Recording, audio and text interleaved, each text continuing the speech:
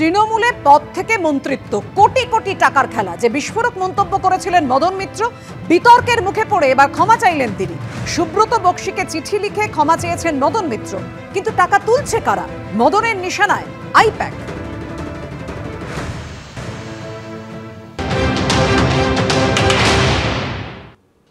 আমাদের পার্টিতে সব কিছু ছিল না, আমাদের এই টাকা পয়সা লেনদেন, এই একটা এজেন্সি আমাদের পার্টিতে ঢুকলো। এজেন্সি মানে এজেন্সি, অনেকগুলো এজেন্সি, মানে ভোট কুশলী সংস্থা, যেটা ভোট কুশলী সংস্থা, তারা নাকি জিতিয়ে দেবে। বিভিন্ন জায়গা থেকে নাম কালেক্ট করে টাকা তোলা। একটা জায়গায় 8টা নাম আছে, মানে এই ভোট কুশলী সংস্থা আইপ্যাক। একদম এরাই গোটাটা করেছে, এবং মমতা বন্দ্যোপাধ্যায়ের অজান্তে।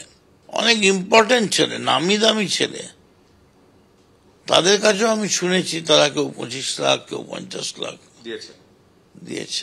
কাকে দিয়েছে? এই ছেলেদের, এজেন্সির ছেলেদের। আইপ্যাকই হবে, আইপ্যাকই ছিল তখন, এবং তারা কেউ নমিনেশন পায়নি। লজ্জায় কাউকে বলতেও পারছে না, এত বড় বড় নাম তাদের। না, এই আইপ্যাক মানে মমতা। কোথায় মমতা বন্দ্যোপাধ্যায় বলেছেন যে তোমরা আইপ্যাকের হাতে টাকা দাও? কোথাও তো বলেননি। কি দুঃখিত হয়েছেন আপনার এই বক্তব্য শুনে মনে হলো? দেখুন, আমার তো উনি সেভাবে বলেননি, আর আমি অনেক ক্ষুদ্র তার কাছে, কিন্তু আমার কেন জানি না নিজের বিবেকের কাছে আমি দংশিত হচ্ছি যে অনেকে আমায় বলছে তোমার কথার মানেটা যেন মনে হচ্ছে মমতা বন্দ্যোপাধ্যায়কে আক্রমণ করছে। কিন্তু এই আইপ্যাক আসার আগে আমাদের এরকম টাকাও দরকার হতো না, আমাদের এত সাজানো স্টেজ, এত কিছুই দরকার হতো না। যতবার জিতেছি, ধরে মমতা যে 7বার জিতেছেন, তখন আইপ্যাক কোথায় ছিল? মমতা বন্দ্যোপাধ্যায়কে বাদ দিয়ে কোনো চক্রান্ত যদি হয়, মদন মিত্র কিন্তু চুপ করে বসে থাকবে না। যে দলনেত্রী মমতা বন্দ্যোপাধ্যায়, সেই দলই তো আইপ্যাককে এনেছে, তো সেই অর্থে আইপ্যাককে অভিষেকই এনেছে। মমতা ব্যানার্জি তাৎক্ষণিক একটা নিশ্চয়ই সাপোর্ট ছিল, কারণ দলের মঞ্চে তারা মিটিং করেছে। এখন মমতা ব্যানার্জি অন্য কনফিডেন্সের লোক, উড়িয়ে নিয়ে যাবে 4টা। এই প্রেক্ষাপটে অভিষেক বন্দ্যোপাধ্যায়ের ভূমিকা নিয়ে কি বলবেন? রাজ্য রাজনীতি বা তৃণমূলের অভ্যন্তরের প্রেক্ষাপটে আছে, কাজ করছে, যে যার মতো কাজ করছে। আমার মতো তো একটা ওই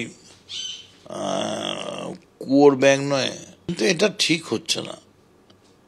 এইভাবে দলের মধ্যে খালি ফাঁসাও ফাঁসাও ফাঁসাও, একে ফাঁসাও ওকে ফাঁসাও, এই ফাঁসাতে ফাঁসাতেই 26 এসে যাবে। মানে এই এ বললো, ও কি বললো, সে কি বললো।